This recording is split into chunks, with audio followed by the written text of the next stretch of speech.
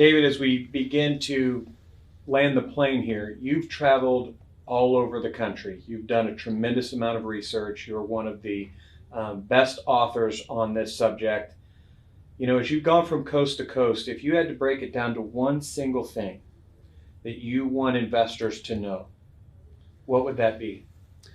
Well, I'll tell you something interesting is that as you mentioned, I do these workshops all across the country.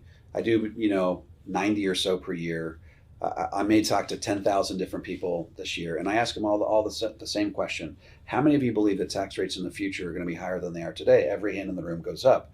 And then I ask a lot of them, how many of you have the lion's share of your assets accumulated in the tax-deferred bucket in the form of IRAs and 401ks? Nearly every hand in the room goes up. So there's this massive disconnect between what people think about the future of tax rates and what they're actually doing about it. So in other words, most people feel in their heart of hearts that tax rates down the road are likely to be dramatically higher than they are today, but it's not translating into action.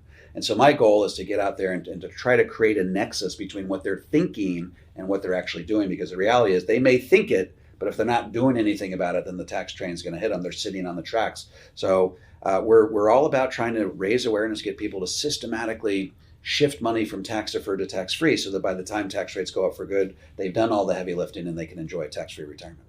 Do you think that they just don't know what to do, or that there's even strategies out there to address it?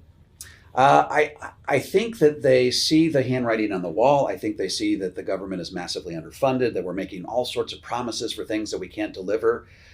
So I think that they recognize that there's massive federal spending going on, but they just haven't connected the dots. Mm-hmm. They haven't thought through what the personal implications are for them.